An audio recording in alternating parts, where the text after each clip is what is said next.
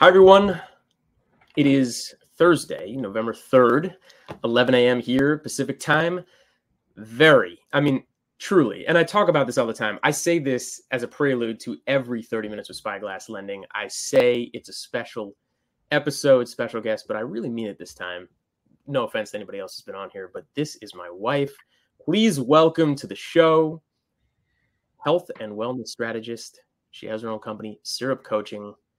My lovely wife, Shannon Pfeffer. Good morning. Good morning. Thank you for coming on and agreeing to do this. And to, it's enough you got to get peppered with my questions at home all the time and text and anything that just comes to my head. But here you are on camera agreeing to it. All the time. Actually, the first time I met your parents, they sat me down and questioned me for a solid hour. So it's just, I'm used to it. 10 years in, very used to it. We are 10 years in. That's pretty damn good. And I remember that very well. It was pretty early on that you happened to meet my parents. They just happened to be out, and I didn't want to be alone with them. So thanks for doing that. And yeah, mom grilled you passed with flying colors. Here we are 10 years later. No, I was going to say 10 years certainly is a good amount of time, but we're going to go back. Well, let's go back 40 years or around there. Where it all began. Let's say around there. We're going to say around there. Your story, Livonia, Michigan. Let's start there. You're Midwesterner at heart. Tell us how it all began. So my parents were in Detroit. I don't think by choice at first, but they loved it eventually. And they moved all the time and back and forth. Dad worked in the auto industry and mom did too for a little bit. And born in Detroit, we moved so much in the beginning, every couple of years for job opportunities and promotions and things like that. So the Midwest has always been a part of me and I miss it. I actually was oddly enough dreaming about Chicago last night. Chicago in the fall sort of feels like it right now with the windstorm going on the other side of me. But grew up in the Midwest, went to college and high school in Indiana. Kind of random how we moved a bunch and then ended up there and ended up going to school there too. Yeah. And lived in Chicago for a couple of years after graduation, not necessarily by choice, which is kind of a default because people went there after school. Was college, did that feel like a default as well, though? In a way, because I really didn't have college on my mind as like, this is my next step. Mm-hmm. I quite honestly wanted to be on Days of Our Lives and be a soap star actress. And I knew I didn't need a college education for that. So that was really the dream.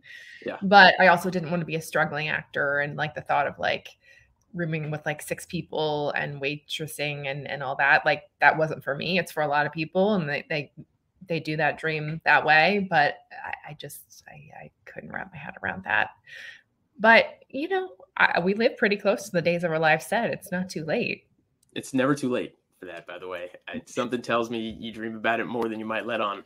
But you did stay in Indiana for college. Mm-hmm. But there, obviously you ended up going there to Notre Dame. But was there other thought maybe you would have been somewhere else if you had the opportunity? If I really had college wrapped around of like, this is what I'm going to do and I want to go and tour all these spots and sort of figuring it out this way, sure. My grades were great and had all of the other things like the volunteer work and the captain of this and the editor of this and the list goes on. But I truthfully just didn't put much thought into it. And I was like, I'll go here. Right.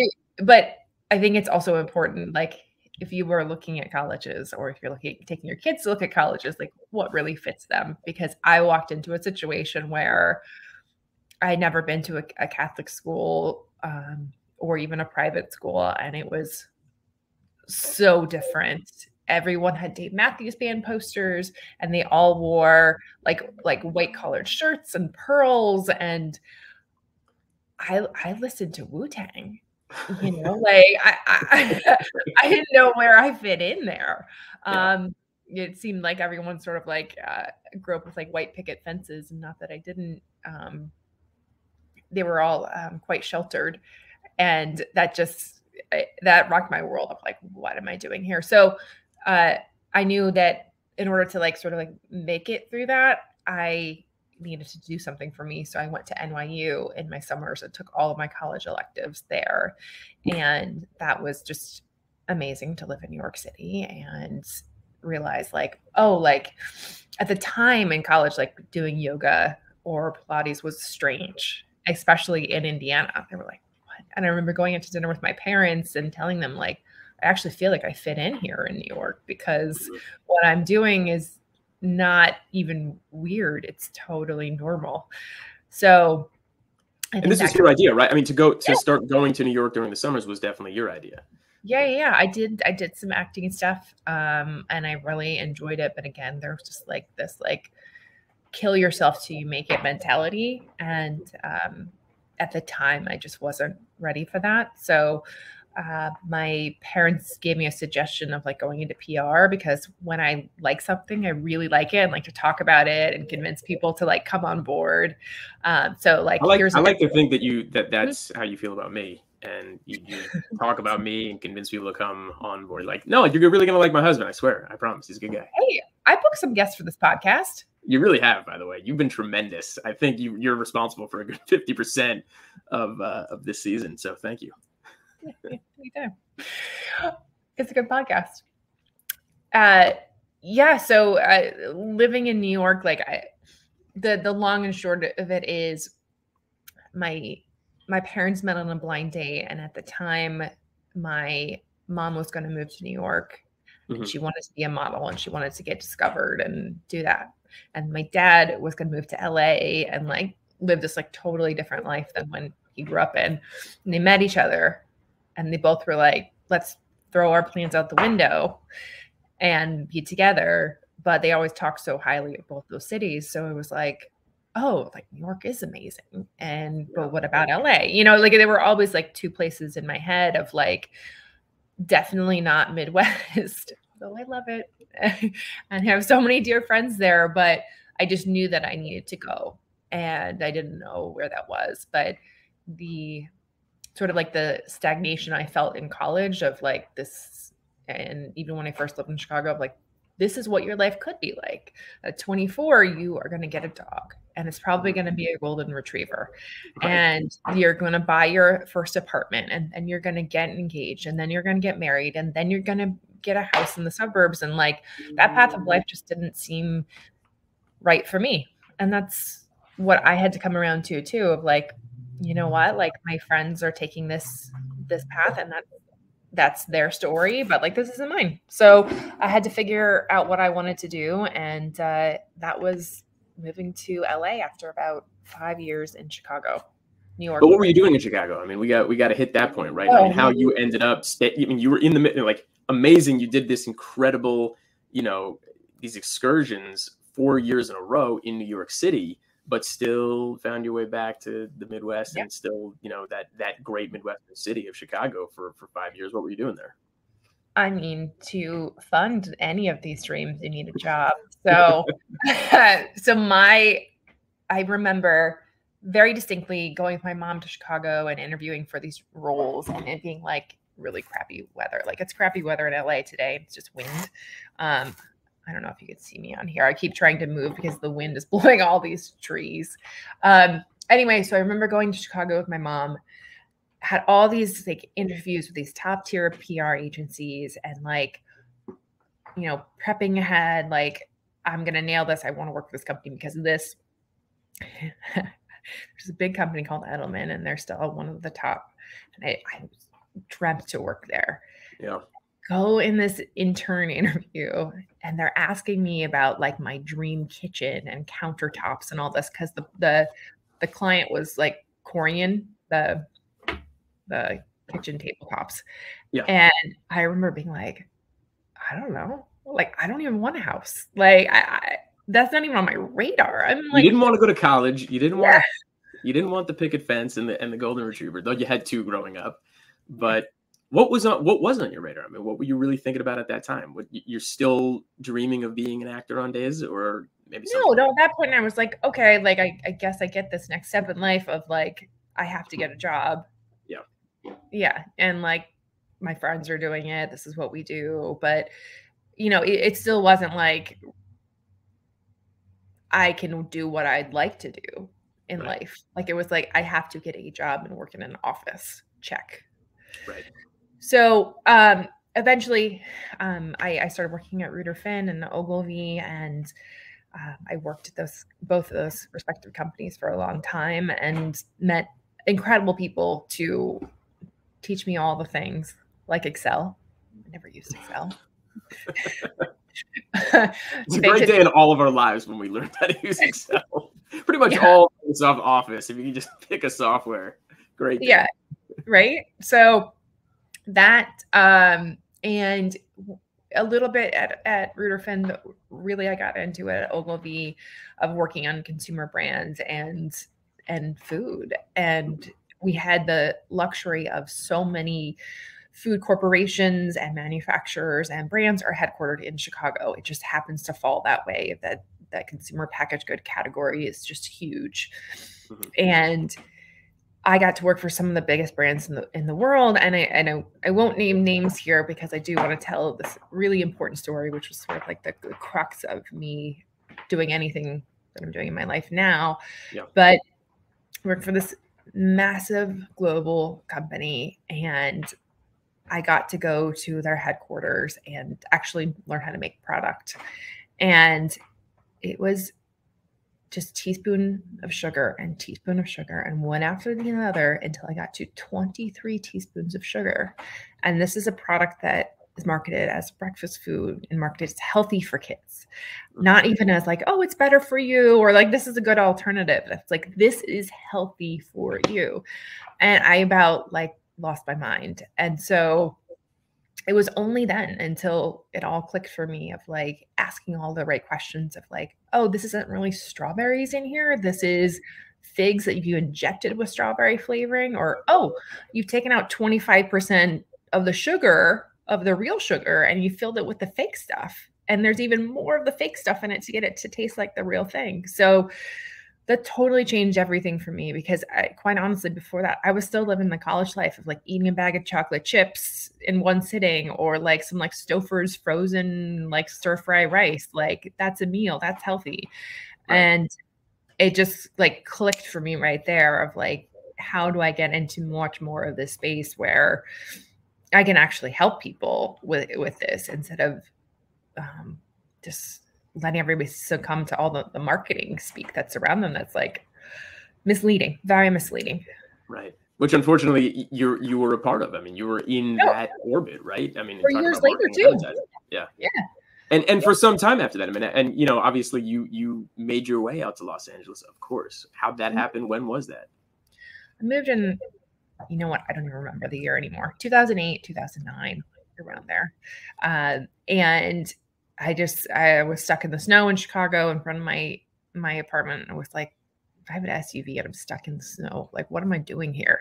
Yeah. So despite everyone in my life being like, yeah, your family's here, your friends are here, your life is here, just, shifted, moved everything, drove cross country with my mom and like a car full of stuff and started over. Mm-hmm. And I worked a job. I don't actually think the company is still around. But I worked a job in more of like the like activewear, like fashion space for a bit. And I did like that because it was more about like the lifestyle I was living of like actually like going out and running and taking care of yourself. And that was cool. The company had some financial troubles, and I actually went back to Ogilvy because I knew, and I said right up front, like, I'd done the PR stuff. Ogilvy is so big, and they have the advertising arm with strategy. And I'm like, that's all I want to do. Like, I want to figure out how you change a brand over time and you move them to a place where it actually makes sense, or they're telling a different story or a different message. And they said, okay. And so I sort of started over there and worked my way up. And worked in the New York office again for a bit and was there all the time and just, loved every single second of it. It was amazing.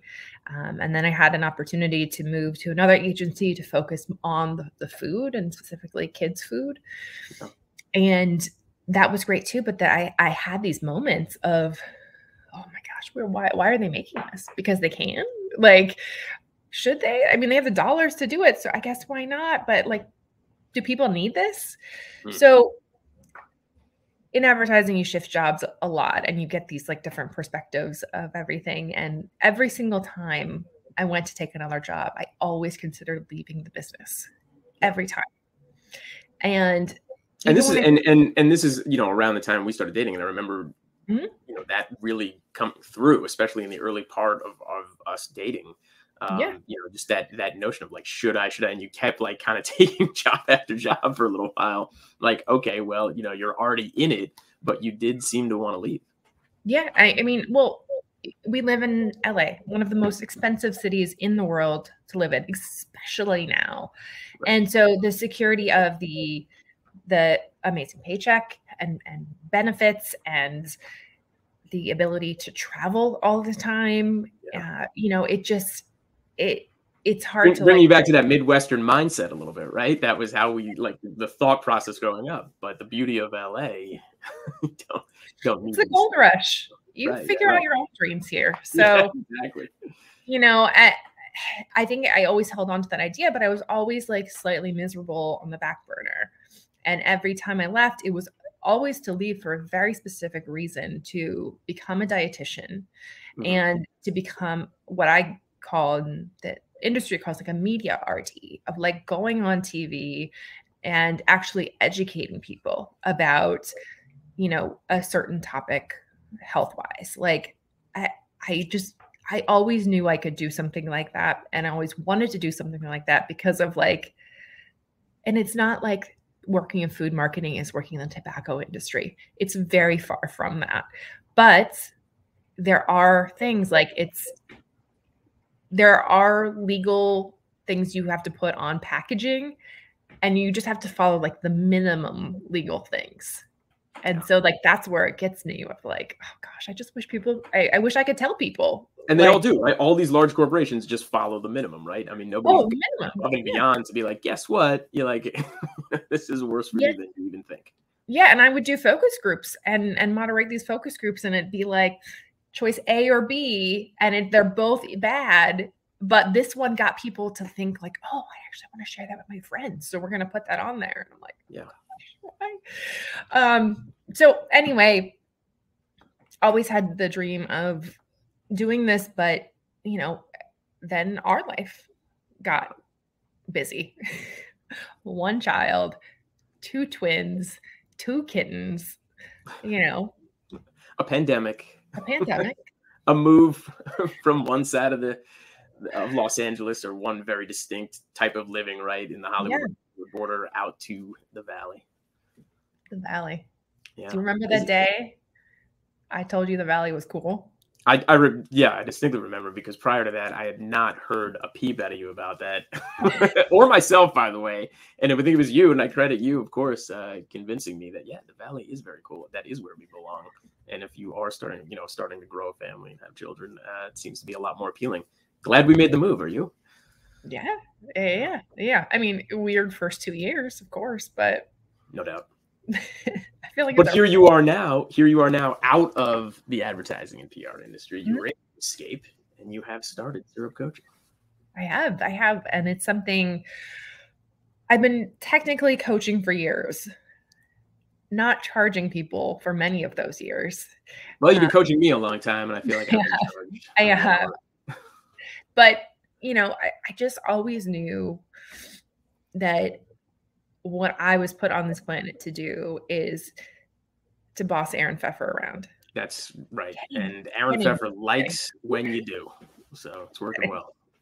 But no, I really believe that I have so much knowledge in the food space and even the lifestyle and healthy living space. You know, call me a Goop devotee. That's true. But I'm not going to ask people to go buy a jade egg or, you know, it smells like vagina candle. I'm not going to ask people to do that. But I do want to myth bust a little bit about, you know, what people should have in their pantry and, you know, what these labels really mean. And the other part of it too is I have endless energy, which, yes, part of it is genetic. Part of it is I've got a super mom who doesn't stop. But I have this method of, you know, how we feed our family. I mean, you have been doing it for years with me. Now the kids are doing it too. And so I have been busy not only, you know, building my coaching business up, but I'm starting filming hopefully soon in like 2 weeks, a digital course about this specific method of eating for energy and how to feel vibrant again. Because I think so many of us are eating all the crappy food and things that are supposedly good for us or ordering in all the time, which bad habit myself included, but you know, we're ordering from Goop Kitchen or, you know, healthier, better for you spots. And delicious, I might add. Goop Kitchen is surprisingly really very good. But, yeah. Black Onyx members. Hey. Anyway.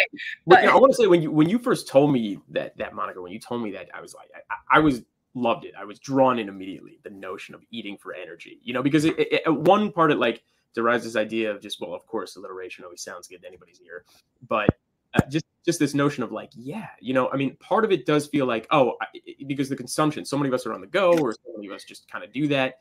But like, what are we talking about with energy? Yeah. I mean, that was so exciting. And the thought process is like, it's a little bit more than just, get the nourishment and go. That's not really what you're saying.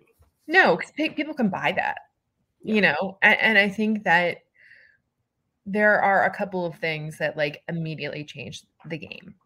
Immediately. Like, one, you have to rest your digestive system, which a lot of us don't do that. You know, it's like you need to eat in the morning when the sun is up and like shut that mouth, shut that snack bag, like 7, 8 o'clock, like give your body that time. And like, let's say you can, like you work late or you work night shift, like give your body a time to break down food, like have a smoothie for a meal, like not like a fruit smoothie, like a very thick, heavy, hearty smoothie that'll fill you up for a long time. You know, little strategies like that, or supplements you can take to really sort of like boost that energy in the beginning. There's different things you could do with coffee too. Like you don't need to even put a milk in there. You can take like the fat off of the coconut milk can, like, so it's the top part, put in a blender with hot coffee and throw some ice in there. And it's like this like very creamy, fatty coffee that will keep you full and keep you like sustained, and you're not going to crash because there's like fat in the coffee. So I tested this, by the way, seen it myself, tasted it. It is all pretty damn good. But what about the cost of all of this, right? In both time and money. I mean, you know, it's the thought process of fast food or packaged food or whatever just is like, oh, it's cheap, it's easy, it's quick. You know, how do we change hearts and minds here and show people what you're talking about is not nearly as expensive as they might otherwise think, or time consuming as they might think? That's a good point, because I think a lot of people think wellness is expensive, so they don't do it. You know, but it's not. You know, I am definitely on another mission to start a ugly food movement, because yes, your meal of a beautiful acai bowl on Instagram is gorgeous, awesome. But like what I'm asking people to put together in this plan is not pretty. Like bring on the pictures of the ugly food that fuels you, because that's all that matters. Like it doesn't matter the presentation on the plate. Maybe if like it's a new food to you and you want it to be appetizing, fine. But like if you're having rice and ground beef and like a fatty sauce and throwing some greens on there, that's not going to be gorgeous, but you're just going to mix it all together and eat it and feel good. You're going to feel gorgeous afterwards. Your digestive system's going to thank you for it. I mean, obviously, and this energy you're talking about. I mean, that's all we're looking for. And it's about consistency. Those of us with children and lives and businesses. Yeah. Yeah. And it's, it's about consistency and always having something available. Right.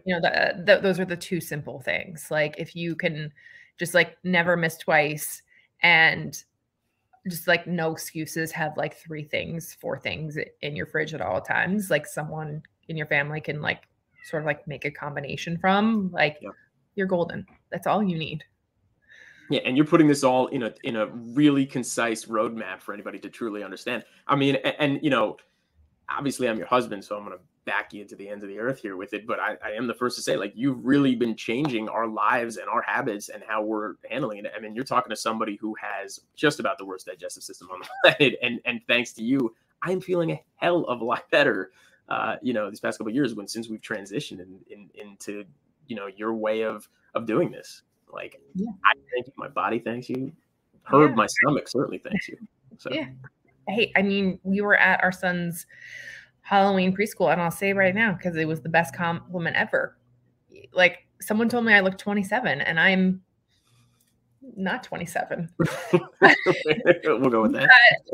There's something about it too, of like, you're going to feel better and you're going to look better and you're going to be more focused, and you're like, you will have the tools to live this like vibrant life. And so many of us search for those tools. I have a Starbucks coffee this morning, so it was freezing, and it's not the healthiest one ever, but whatever, you have those treats and you have those indulgences.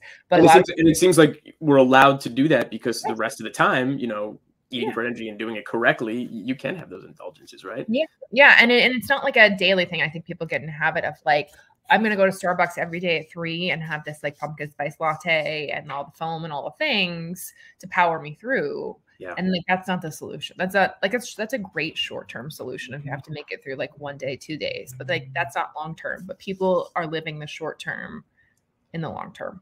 So I'm here to help with that. And look, I mean, I also want to put a point on this as well. I mean, people, whether they believe it or not, like, yeah, we do feel good now. And we do have the energy you're talking about. I mean, you already are, of course, an energetic person. I'm not, though, right? Nowhere near you, and certainly nowhere near your mother, but you have brought it out on us. I mean, we do have 3 really young children. Our older son is rambunctious as hell. We have 2 little over 1-year-olds, and one of them is always up somewhere in the 5 a.m. range. But yet we find the time and the energy to go through our day. But I think because of the what you've put us on, this track that you successfully put us on, for eating and the way we're living and how we're feeling and the use of our time. So now we just need a bigger kitchen. Yeah, that's the big thing. I mean, there's no question. If anybody saw the size of the closet that is our kitchen that we're trying to get it all done in, it'd be amazing. But I think people would love like a peek into what our breakfast table looks like or how we're doing dinners now, and certainly the time we're taking for lunch. But I love this notion of like, and it certainly changed for me in a huge way of just not, giving the body the rest. That was such a thing you impressed upon me, is like after 7, maybe 7:30 at latest, don't put anything in there. Certainly don't put anything crappy in there after the fact, but like really just don't eat after that time frame, right? Don't, and I know we put the kids to bed, we get home, we rush, we play with them, we put the kids to bed, and then it's like, you could be sitting down at 8:30, but you've made this incredible map for us, this way just to make sure that we're eating still at 6:30, 7 o'clock, or at latest 7:30, even though we're still putting 3 kids to bed at that time. And again, like you said, it doesn't always look pretty, but energy is there after the fact. So yeah. If you don't feel like in a food coma going to bed or waking up, your body gets used to the cycle, and you're all right. You sleep a little bit better, rest a little bit more. Sleep a lot of it better. Cuddle a ton better, I could tell you that. Let me ask you this, by the way, because you talk about this course, Eating for Energy, which is obviously incredible, but you're doing all these other things as well because you have all this energy. But what else does Syrup Coaching do? I mean, you have your own podcast, you've got a newsletter, which I love, by the way, and a number of things. Tell us what else you're doing and what the plan is over the next couple of years. So I just wrapped season 1 of my podcast, A Side of Syrup, and I have a couple episodes I've already recorded for season 2, which will be out in January. But season 2, just like a little teaser here. We have a female founder who was in Forbes 30 Under 30. We have a med tech investor, someone new to the scene, specifically in fitness and women's health. And we have someone who is a superstar at Microsoft who still finds time to run half marathons and move into a house and redo it themselves. So a lot of like superstar people coming on the podcast. I also have a newsletter out every Friday morning. If you want to subscribe, just head to my website. This is syrup.com. A pop-up will appear and you can get on the newsletter and find out all the good stuff coming up. The digital course will be out early next year.